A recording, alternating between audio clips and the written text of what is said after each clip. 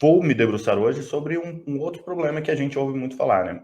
Que é há outro ingrediente no pão que é muito prejudicial à nossa saúde, não é? E vamos ter que falar sobre ele, que é o glúten, não é? O glúten é uma proteína, na verdade, são várias proteínas dentro dessa categoria. E vou falar de um tipo em específico, que tem um nome complicadinho, um peptídeo opioide derivado da gliadina. É um opioide. Não sei se vocês sabem, nos Estados Unidos falam muito sobre isso, sobre a crise dos opioides. Opioides são drogas, né? Tem ali os efeitos do ópio. Ou seja, ela cria uma sensação de prazer através da libertação de endorfina, na verdade, nesse caso, é uma exorfina.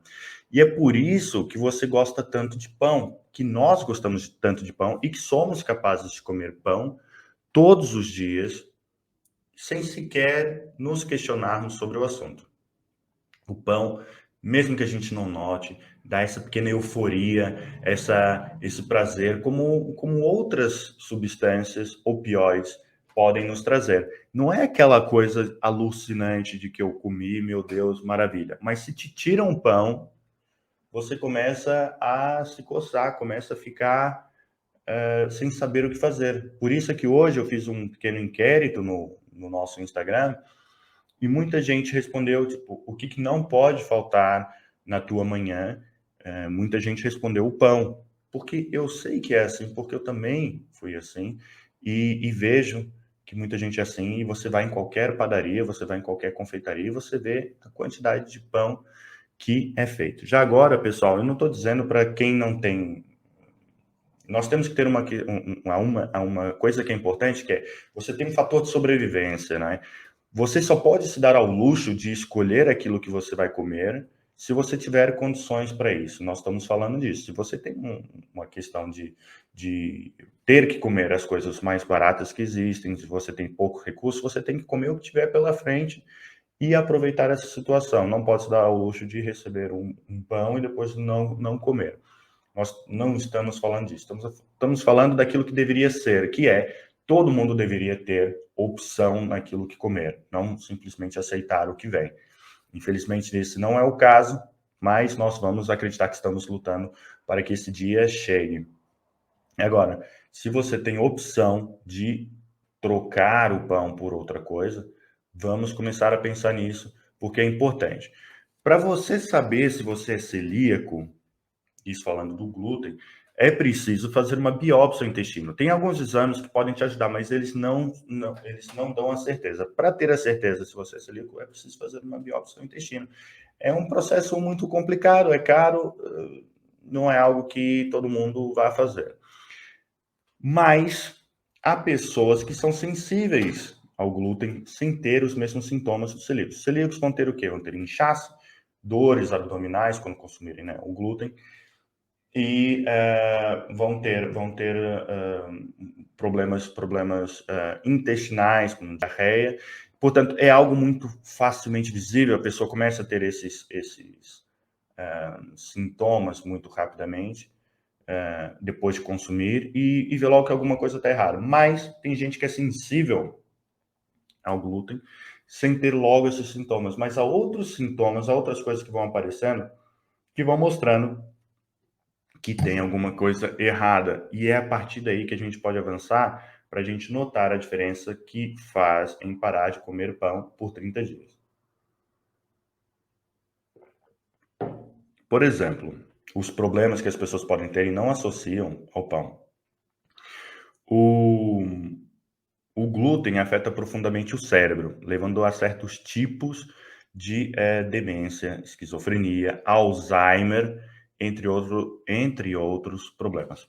Sobre isso, eu aconselho muito o trabalho de um autor que chama David Perlmutter, difícil pronunciar o nome dele, e eu tenho aqui o livro, este é o livro em inglês, Grain Brain, versão brasileira e portuguesa, Cérebro de Farinha, e ele fala muito sobre isso, ele fala sobre o efeito que faz esse nosso consumo de farináceos exagerado e como eles estão relacionados com doenças cerebrais. Ele fala até do Alzheimer como sendo uma diabetes do tipo 3 e que é causado por esse nosso grande consumo de cereais, principalmente cereais que não existiam na nossa programação antiga. Nosso corpo de ser humano não está habituado, não está acostumado a consumir essa grande quantidade de farináceos. Na verdade, nenhum farináceo, porque se nós não tivéssemos essa plantação e esse refinamento, a gente nem conseguia comer. Você não põe trigo na boca e come, né? É preciso trabalhá-lo, é preciso fazer as farinhas. E é um trabalho bastante interessante desse autor.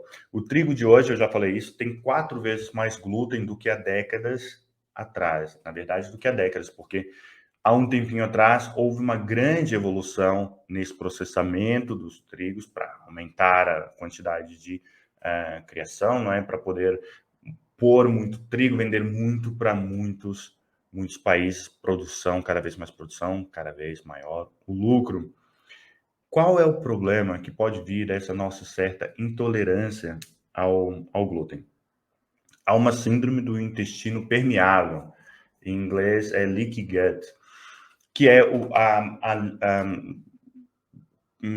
uma espécie de perfuração, vai saindo coisas que estavam no intestino e começam a sair ali para aquelas outras áreas, o que pode causar imensos problemas. Podem vazar bactérias, mas também pode deixar proteínas vazarem pelo intestino, o que vai causar ali uma reação complicada no nosso corpo, que pode causar grandes alergias, pode criar doenças autoimunes, como o Hashimoto, que ataca a tireoide, inflamação, ou seja, nós podemos aumentar esse nosso processo inflamatório, e nós não cansamos de falar aqui como a inflamação é um dos grandes problemas que a gente tem na nossa saúde hoje em dia. Quanto maior é a tua inflamação silenciosa, que o teu corpo está constantemente inflamado, menor é a tua imunidade, maior é a probabilidade de você ter todo tipo de doença está ligado à inflamação. Se não é causado por ela, fica sempre pior por causa da inflamação.